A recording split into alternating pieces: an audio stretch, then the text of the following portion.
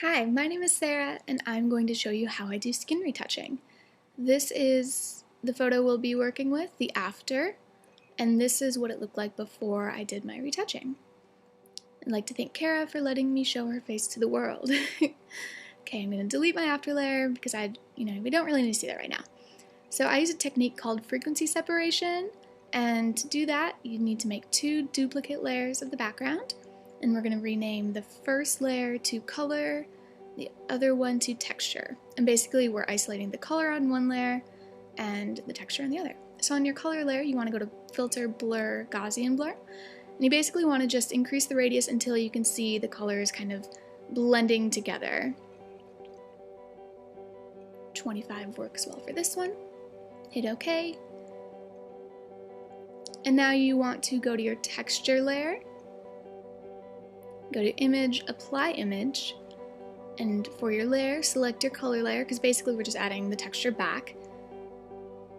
Set your blending mode to subtract, scale to offset 128, and hit OK.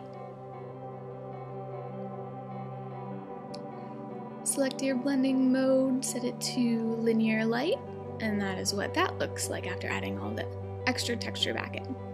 So I like to start with my color layer, and for this I use the clone stamp. Opacity and flow set anywhere between 30 and 50%. And I usually like to start underneath the eyes. I feel like that makes the biggest difference.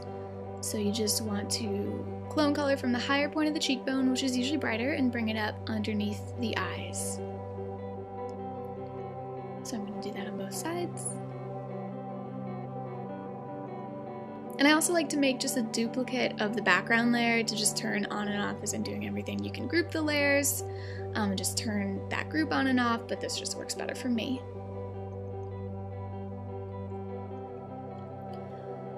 You can lighten on the side of the nose. A lot of times people can get dark shadows there.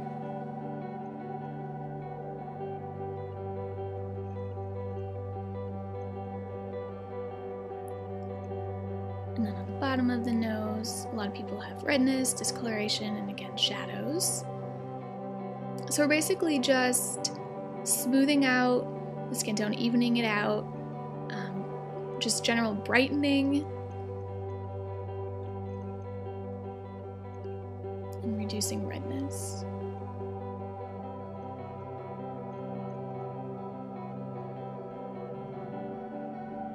Okay, so that's already made a drastic difference. I'm now going to move on to my texture layer, and for this I use the patch tool. And you just want to start finding the blemishes, selecting them, and dragging them to a clean piece of skin.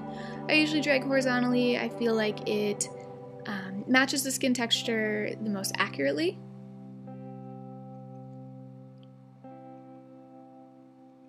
Once again, thank you, Kara, for letting me zoom in on your face.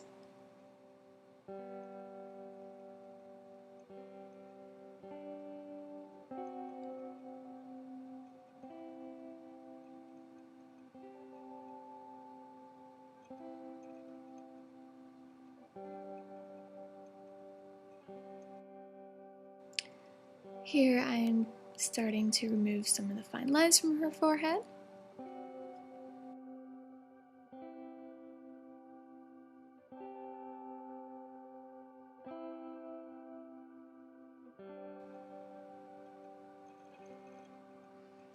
So here we still have some redness left over from that area, so I'm going back to my color layer and cloning over it to reduce that redness a bit.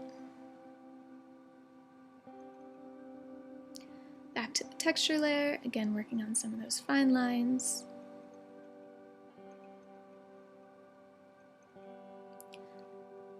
Getting rid of some stray eyebrows. I can just clean it up a bit. Flyaway hairs on the face, I absolutely hate. So again, using the patch tool, just select it. You can just do part at a time to make sure you have the most control over it.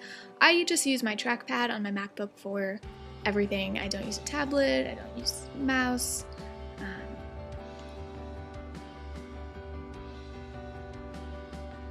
So that's why my circles are not quite so circular.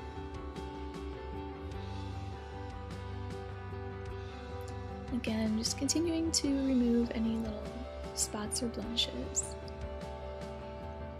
Fine lines around the mouth are something that I pretty much always get rid of. I hate mine, and I hate looking at them on other people's pictures. Creases under the mouth also.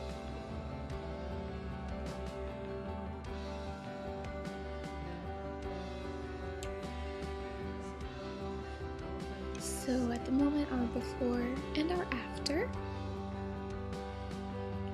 I like to get rid of these lines that kind of separate the under eye circles from the higher parts of their cheekbones and sides of their nose, just to give a smoother transition between those parts of the face.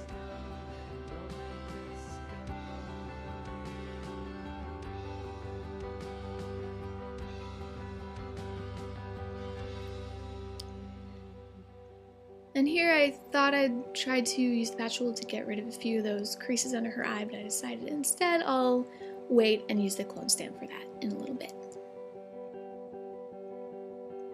Hate when that happens. I'm really bad at circling things.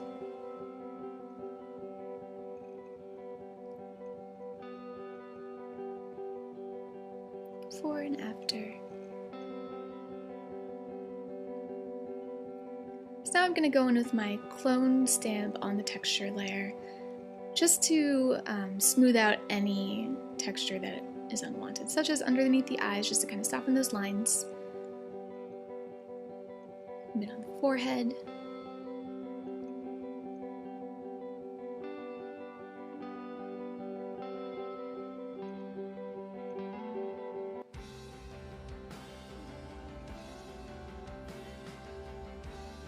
Sides of the nose.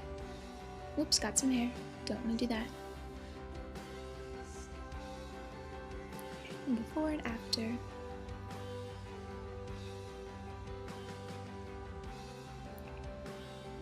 That was kind of bothering me, so I decided to fix that too.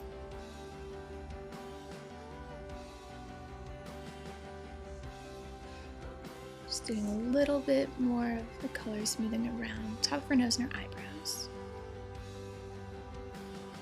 Okay, now we're going to start with dodging and burning. To do that, you want to make a new layer, set it to soft light, and fill with 50% gray. So you want two of those layers, one named dodge, the other named burn. On these, I just used the dodge tool and the burn tool, set to midtones at 12% exposure for each. You can paint with white and paint with black. You can use curved layers for this. There are a lot of different ways to do dodging and burning. So I usually start out around the eyes, the whites of the eyes, lightening the iris, the inner corner of the eyes underneath the brow bone. Things that a girl would normally do with makeup, brightening the inner corners and under the brow bone. Now brightening under the eyes a bit. We removed most of the discoloration, but now we're just brightening a bit more down the center of the nose.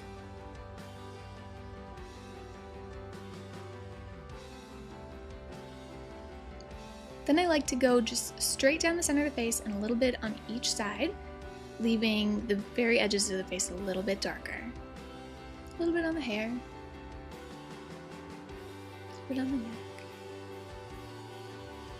a little bit on the lips as well.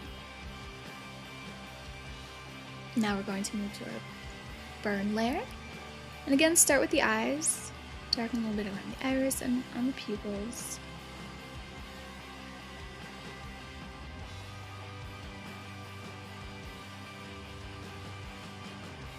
So I have this little eyelash that is driving me completely insane, so I'm going to get rid of that also on the texture layer using the patch tool. All better. Back to the burn layer. Darkening the eyebrows a little bit, especially on the inner parts. They tend to be a little bit lighter. And if you darken the outer corner of the eye, it can make it look like the eye is lifted a bit. So if you have someone who maybe has an eye that squints a little bit more, or just looks a little droopy, I guess, if you darken that outer corner, it'll make it look a little bit more lifted.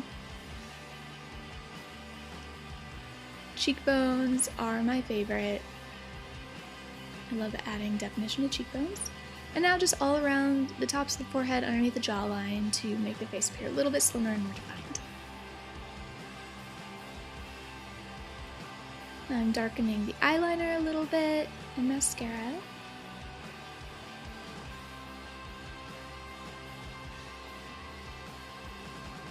Before and after.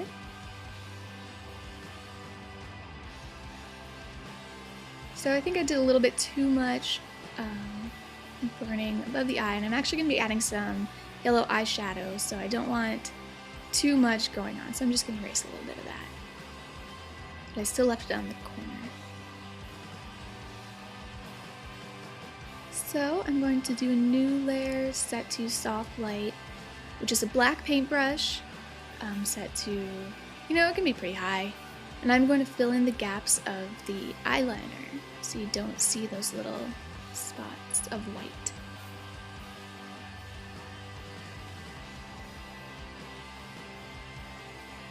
Just tracing the line for eyeliner, going in a little bit more on those lighter spots.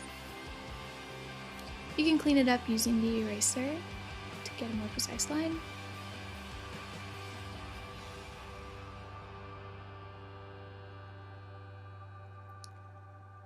And now we're going to do one more layer just set to normal.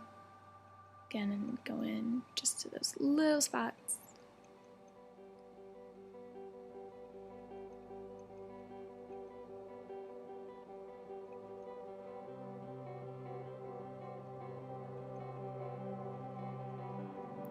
Okay, that's a little bit drastic, so I'm going to reduce the opacity of the soft light layer.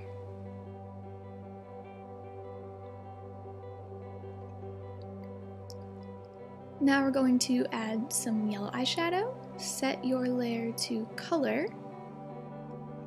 I'm going to take a yellow color to match the shirt that she's wearing and her earrings. I'm going to apply that just to the lid of her eye. Below the crease, we'll be cleaning up whatever goes above the crease once we're done with this.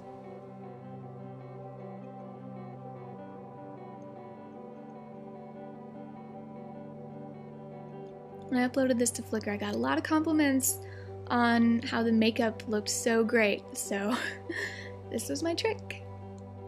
Obviously, it's awesome to have a makeup artist on hand to do things like this, but Kara and I just sort of spontaneously shot and didn't really have anything too specific in mind, and I just loved how this little bit of yellow added to the photo. So I'm erasing the yellow off the eyeliner, or the fake eyeliner.